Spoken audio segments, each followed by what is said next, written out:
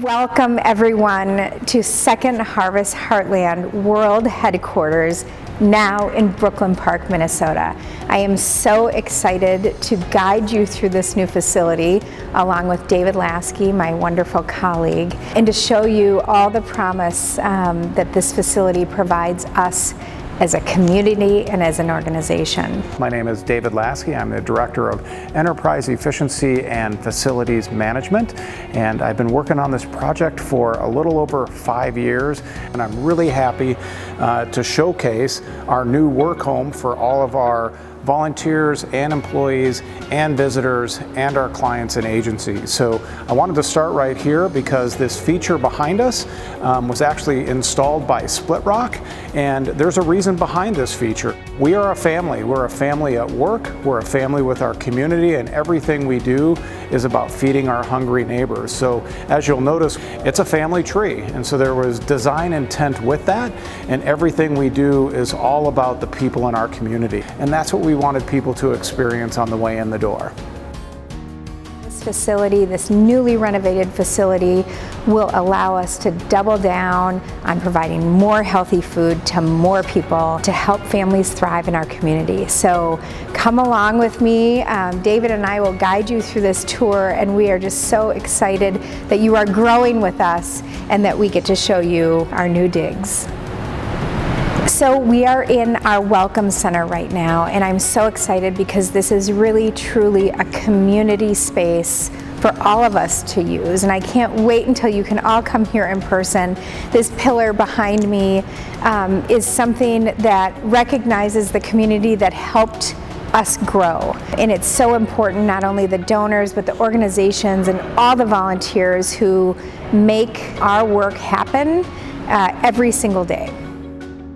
One of the big features of our Welcome Center is our Cargill Community Engagement Rooms that are open to all of you and open to this community as a place to gather, to have work meetings or volunteer events. You can even have a birthday party here. But we are so excited to be able to open this facility and our whole operation up to this wonderful community that is truly fueling our future. So in our volunteer center, which with the help of Target we have redesigned to be more efficient and more welcoming to our volunteer workforce, this is where we do the bulk of our work. All of this food that we repack here goes out to the hundreds of agency partners who really are those front lines in the fight to solve hunger in our community. Through them, we have served over 500,000 Minnesotans this year, and that number's growing. Welcome to our clean room. So these two spaces, and there are two spaces here, are meant for repacking ready-to-eat products. So to tell you what that is, think of a large cone about 8 feet high of cold cereal that comes from one of our donors, maybe even General Mills. And we get that cone of products and we have to bring it into this specially designed room which keep things clean, both the surfaces, meaning the floor, the walls, the ceiling, and the lighting are all cleanable surfaces. So when we're repacking that food with people who are also clean, that we don't transmit any foodborne illness onto that food and or have any cross-contamination with allergens. And so that's why we have to repack it in this room. Welcome to our third clean room.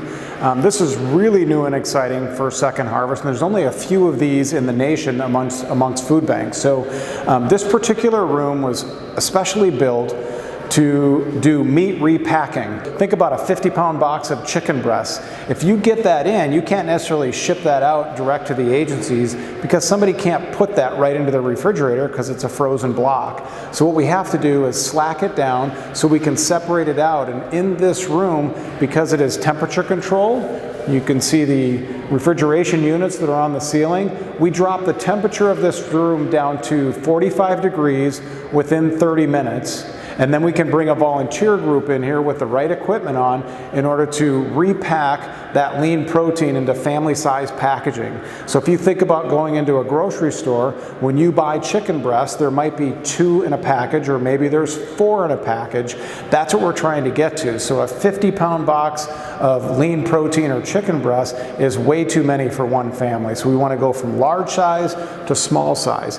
And we have to do it in a room like this per the USDA, and the actual process is then supervised by the USDA, and there are particular processes we have to put into this room for people to execute that are then authorized by the USDA, so we can do this in this facility. So this room is a really big deal to us because it's highly nutritious product, and we can't get our hands on it otherwise without having one of these and a huge freezer, which we're going to look at in a little bit. Welcome to the warehouse. It's kind of the main attraction. This is where we bring all the food in and then ship it out to our agencies to give to people in need throughout our community. And as you know, our mission is to end hunger together. So this is truly the main operation, but it takes all these different functions within the building to make it all happen. So this building in particular, if you look at this board, is quite a bit bigger than what we have today. So if you remember, I said 75,000 square feet in Maplewood, and now we're moving into 233,000 square feet. And if you look at our temperature controlled space, which we're going to look at in a minute, over in Maplewood, I've got just under 12,000 square feet between one small cooler and one small freezer. And now I'm going to have 30,000 square feet. And so that enables us to take in that much more fresh products, produce and lean protein and dairy and deli into our operation and turn it around to our agencies. And we'll be able to do that for decades to come with the space that we just built within this building. So this board actually represents what's going on outside this building in a very, very small way. So this is our territory of just our 59 counties. But remember that this food bank also helps to serve other food banks outside of our territory.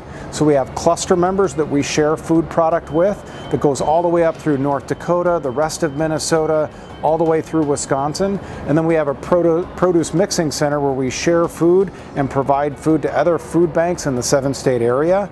As you can see, our trucks travel a lot of miles. We have a very large geographic area to cover, and we have over 350 agencies that we serve, which is equivalent to over 1,000 different partners, meaning the doors that we deliver to. So we have a lot of people that need our help.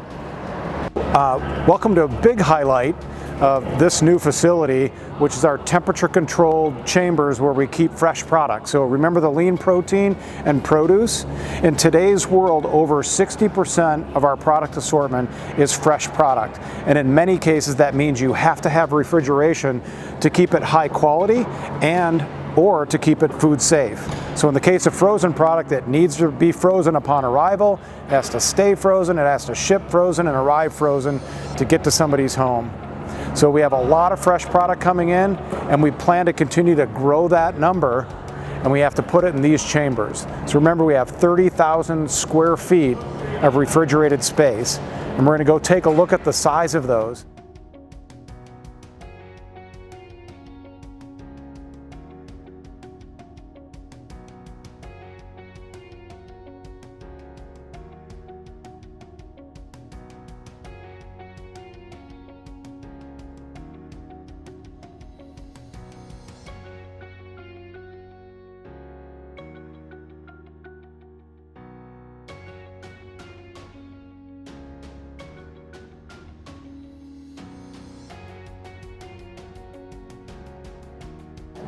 So another key component of this building, it's 30 years old, and the building itself in our minds is a sustainability project that you wouldn't think otherwise. So when we were back looking for land or buildings to do this in, we realized that there weren't a whole lot of properties available to us closer to the Twin Cities where we needed to be the most efficient distributors possible and to attract volunteers and great employees, and also where our donor base is. And so we needed to be close to the Twin Cities area, but on the Minneapolis side of the river, which is what made this building perfect for us.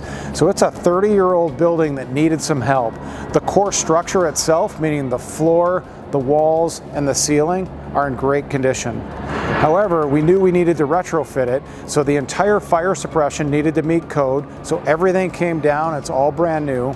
The entire ventilation system and all the units on the rooftop were 30 years old and failing, so we knew we had to replace all those, so we put in energy efficient HVAC systems and air makeup units into the warehouse. We have good clean air to operate within. And then all the electrical systems throughout the entire building are brand new, including a generator to power us back up. And even more importantly, we have LED lighting throughout the interior and the exterior. And you probably noticed me waving my hands in the coolers. That was just to do the motion detected lighting. So wherever we are working, the lighting will come up and make it safe to operate. And where we are not working, it will go dark. Thank you for joining me on this tour.